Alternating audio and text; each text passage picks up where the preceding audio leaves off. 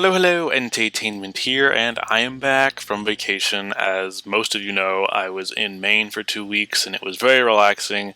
It was nice to get away from work and YouTube and everything else, and I had an excellent time. So I was without Wi-Fi, which is why there were not any uploads. And now that we're back, I'm going to be taking you guys through my session through the losers bracket. Now, I was going to upload my CSL Week 12 match against Abda, but I don't know where the file is, and I'm not sure if well, no, I did record it. I'm just not sure where it is, and I've searched everything, and I guess I must have deleted it or something, but basically, I'm really sorry about that, but we needed a 4-0 or better to win, and I ended up just losing outright. So that put us in the losers bracket. I guess I could post-record it, but it really just wasn't that interesting, I didn't think. It was going to be pretty impossible for me to 4-0 against the level of offense that he ended up bringing, so I don't know if I'll record it or not. You guys can let me know, but the result was we were sent into losers bracket, so I'm going to walk you guys through my games in the losers bracket, and that will get you all caught up on the end of Season 5, and then there will be a recap video probably coming out on Sunday, hopefully, and then we'll be back to the normal upload schedule. So very exciting stuff. But anyways, this is my first match. It is another match against Ant-Man, who we faced twice already in the regular season, and then we have to face him again now. And just massive props to Ant. He is a close friend of mine, and this is his matchup against me is probably the most abysmal I've ever seen across the history of the CSL. And he had to face me 3 times, so mad props for him for sticking through it and bringing his A game every single time, because I definitely would not have had that kind of mental stamina to keep going up against such horrendous matchup. But he managed to do it anyways, and we actually ended up bringing a kind of fun team. It is the Rain team that I did not bring before, so if you guys saw that team builder, I ended up not bringing the Rain team and brought a more serious team. But this is the Rain team because I wanted to have some fun in losers bracket and kind of show what I can do with diversity and good stuff like that. So we have Rain Dance on this Magnezone, we have a Swift Swim Mantine, we have Hurricane on Moltres, Terrakion is just good, so we brought him. He doesn't have any rain synergy. Greninja gets boosted by the rain because he's a water type and he'll be more powerful, and then Thundurus has Thunder. So we're just going to hop into it. It's going to be kind of a fun summary, I hope, so I'm not really sure what I'm going to be talking about, but Heatran is a very safe lead against anything that isn't Slowbro, so I just figured I'd lead with it, and it looks like his whole team is named after me, so thanks, bro. But anyways, he does go into Rotom on the rocks, and I felt like I had a pretty safe switch into Magnezone, as he does reveal the Volt switch and pivots out, going into his other Daniel Pokemon. But I don't think he realizes Magnezone is really deceptively bulky, which is something I'm probably going to be talking about in the recap of the season. Magnezone is very bulky, and also Staraptor's just maybe not as powerful as he thought. I think it was a Scarfed one. I'm pretty sure Bandit would have killed me, but anyways, we do manage to connect on the Thunder without the rain, so we do take him out. Obviously, we have to switch out on this Heatran as we go into Mr. Ray on an Earth Power, and we're a Flying type, so we obviously do not care too much about that. He goes into his Cordilli probably on an expected Scald, but I do try to predict that and double into my Magnezone, because this thing does have Rest on it, and if I can heal up here, it'll be very hard for him to deal with this. I do decide to stay in here because I figured he wouldn't Earth Power again, and he does go for the Lava Plume, which I take. And here I really wanted to Sleep Talk basically anything but a Rest. If I had gotten Rain Dance, that would have been best case. But if I had gotten Thunder and connected, that still would have done a ton. It's analytic boosted Thunder. So I don't know if it would have killed. I think this thing ended up being Scarfed, or maybe probably Specs would have killed, but I think it was Scarfed. So we end up getting the Rest, which is unfortunate, and I do save him, but I don't know if I should have.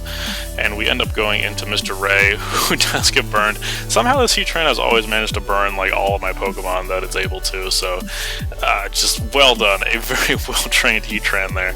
But we do catch the Gradilli with an Air Slash, revealing our Life Orb, so Mr. Ray is just really not feeling too great right now.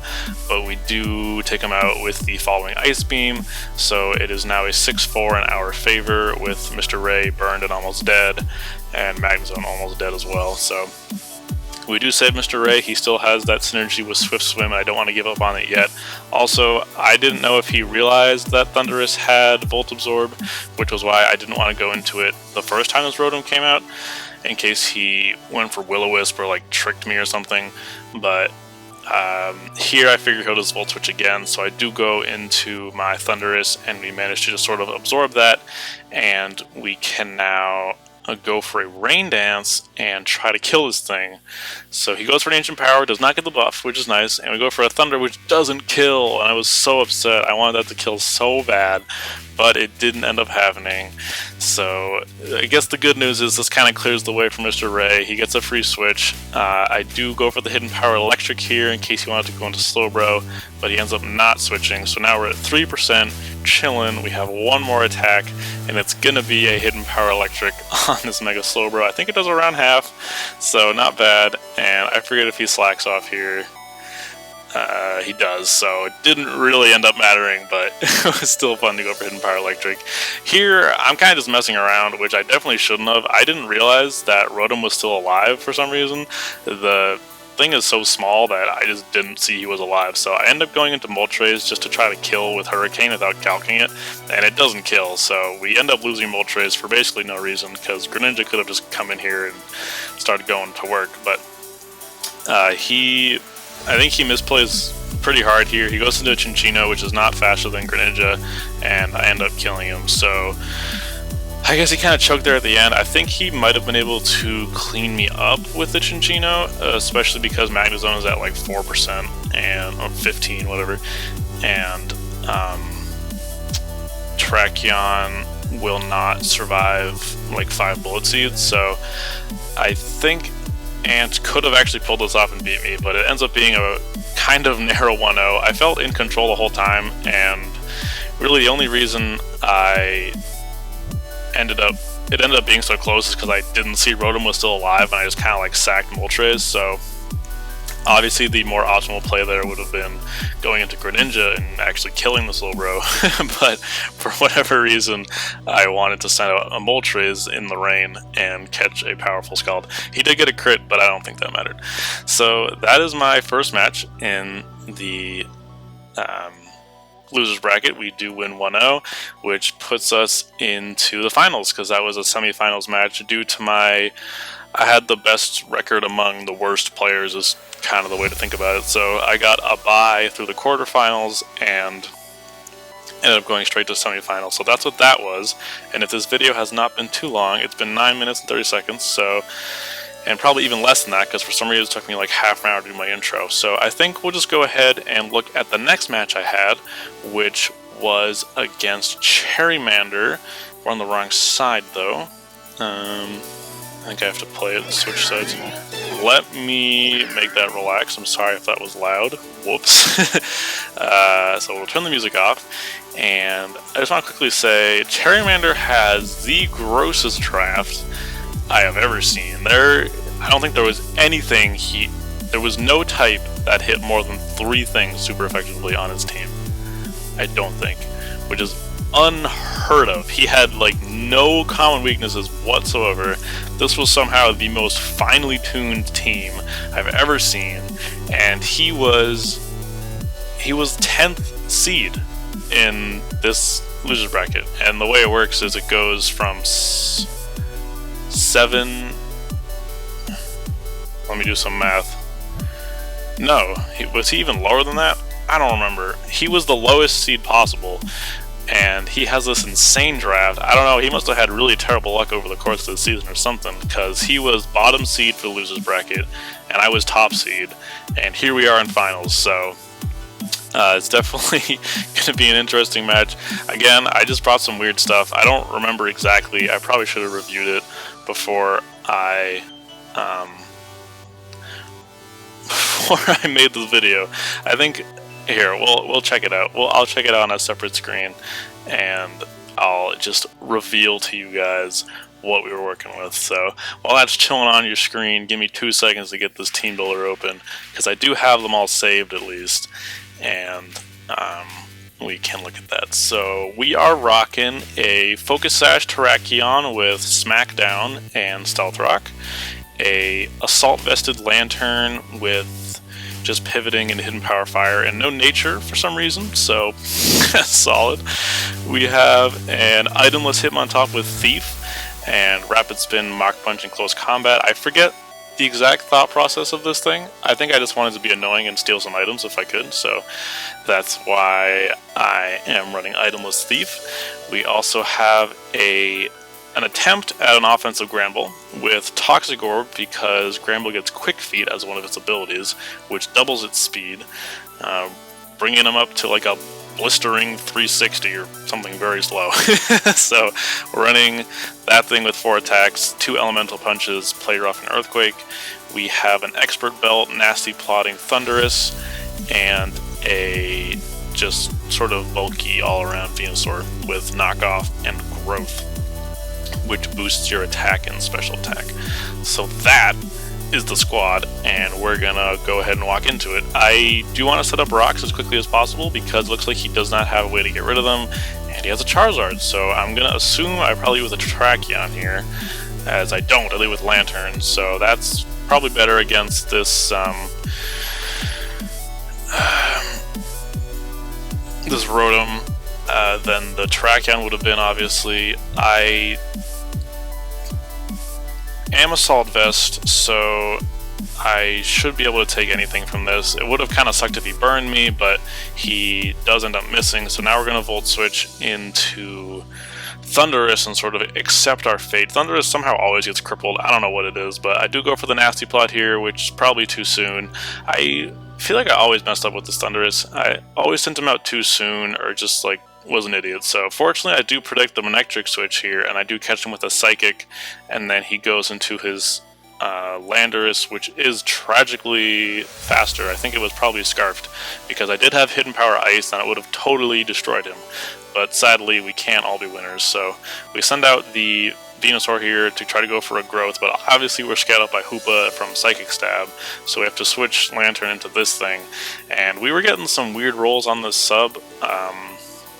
This is clearly a bulky Hoopa, but we'll see in a second here. He goes for another substitute, and I think I break it immediately, so I didn't end up calculating it because I didn't know his spread or anything, so I don't know what the chances were, but we got a weird roll or something. But regardless, Lantern does eventually go down to this thing.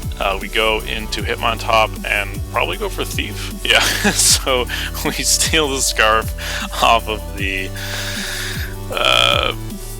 freaking Landorus as it goes for a Psychic on Elmer Fudd, who does get his special defense dropped, which is classic. If there's one thing you don't want to see, it's a special defense drop on freaking Elmer Fudd. This thing gets so obliterated by special attacks. But we do get our Toxic Orb off, and I guess he expects the Ice Punch because he does end up switching, but I do go for the Play Rough, which is neutral against Charizard, and then I don't know, I'm just really slow because unless I didn't mess up the ability or anything, so oh whoops, sorry, that's the wrong screen. It's just really slow, so don't try pulling off Quick Feet Gramble. My speed is doubled and I just got outsped by Charizard, so I don't know if I messed up. I don't think I did. In the team builder it says I had Quick Feet, and I'm just really not entirely sure what happened there, but we got outsped, and I guess that's that. So we do end up needing to go into Terrakion here as we go for the Smackdown in case he wanted to go into Rotom, but he does end up just sacking and going out into his Landorus. This thing was definitely the death of me. I didn't have really anything to do against this thing, and it can just click Psychic for free here because it hits the rest of my team. So we do go for another Thief. That was probably misplay, I'm not sure why I did that. Maybe I was trying to predict the Hoopa, as my Venusaur does get burned, and it's just sort of a losing battle here. We can't really compete with all these Psychic moves running around because the rest of my team is weak to Psychic, so we just gotta try to hang in there, and we can't.